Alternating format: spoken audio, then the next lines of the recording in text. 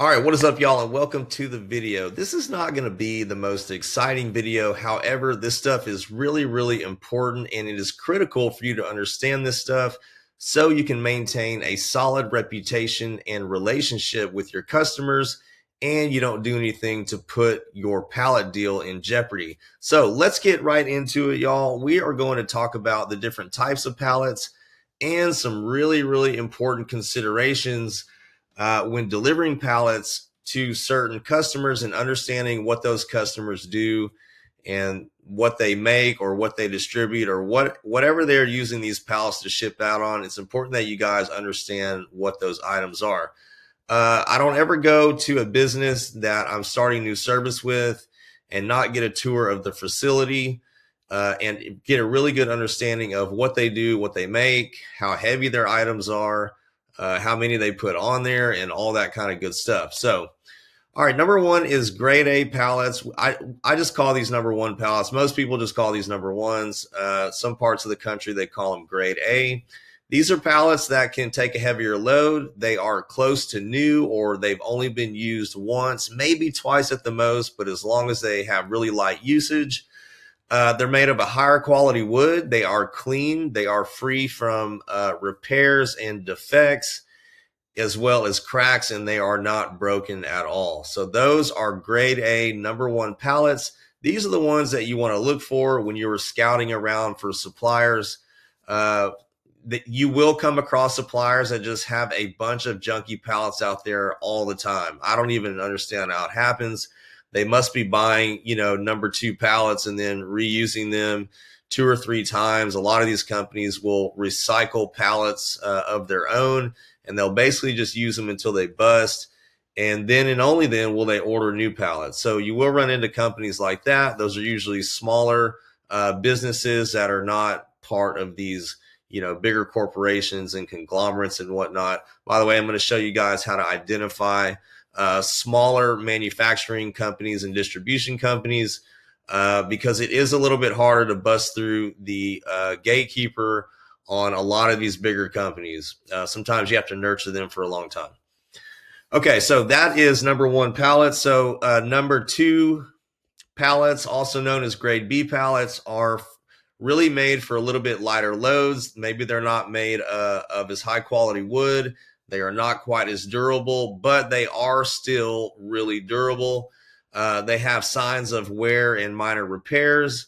They may have additional boards or bracing for the runners. They are more budget friendly, and some of them may be made from recycled wood. So it's important to understand what the difference is and what these look like. And I will go into that in further detail here in just a minute.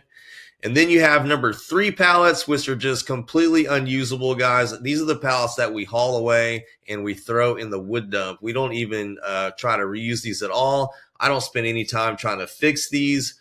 In fact, if I do fix a pallet, I spend very little time doing that. Pallets are they're just so easy to get, and most of them you get for free. So it just doesn't make sense to repair them or spend a lot of time doing that. But there are guys who go around and they repair pallets, and they'll take one really good pallet and they'll take all the planks off of it, and then they'll use that to repair two, three, or maybe even four pallets, and then they will try to resell those. That is really time consuming and really labor intensive. You have to pry all those out, pull the nails out. Sometimes the nails don't come out. You have to clip them. And then use either screws or other wood nails to put them back in place. Sometimes you have to get a sawzall out or a skill saw and cut them. So that's just not something that I get into. So that is grade C, number three pallets. I don't even use those.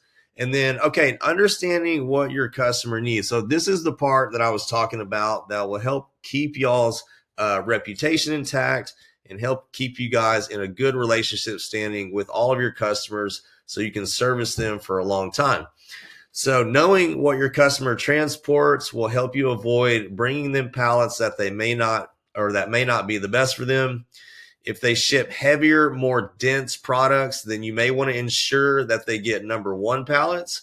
So as you guys are making loads, if you see some number two, pallets in there that you think are kind of questionable for the types of items that these guys ship, then you may slide those out and try to replace those with some number one pallets.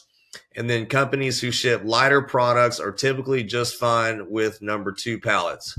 So keep all that stuff in mind, guys, when you are onboarding new customers. You always want to make sure that you get a tour of their facility. It's not a bad idea to get you a hard hat. I have gone to a couple facilities where it is a company policy that you have to wear one. It's like a big, like a big indoor warehouse type of thing where they do manufacturing. A lot of these bigger companies have like they follow really strict OSHA protocols, and they have policies in place, and there's cameras in there and all that kind of stuff. So run by Harbor Freight or get on Amazon and order you guys a hard hat. I'll put that on the list inside the course. So companies who usually ship lighter products are usually typically just fine with number two. And then these are some really important things that I don't think a lot of pallet guys think about, or pallet businesses think about. And that is the safety of not just the workers that your customer employs, but also the safety of their products. So quality pallets that are structurally sound are safer and help prevent work-related injuries for your customers' employees. And then product safety. So if a pallet gives way and products fall through, that can mean damage to the products. And if that pallet is coming from you, it could reflect negatively on you, especially if it happens more than once. And supply chain efficiency. So high quality pallets can reduce load times, improve warehouse efficiency, and save money on replacement. So guys, all that stuff put together can all reflect good light on you if you avoid some of these things and ensure that your customers get the proper pallets.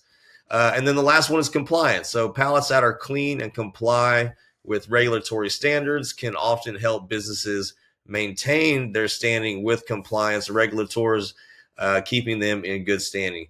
Guys, that is it. I hope y'all enjoyed this video. These are really important things to consider in your pallet business. Take care, and I will see y'all on the next one.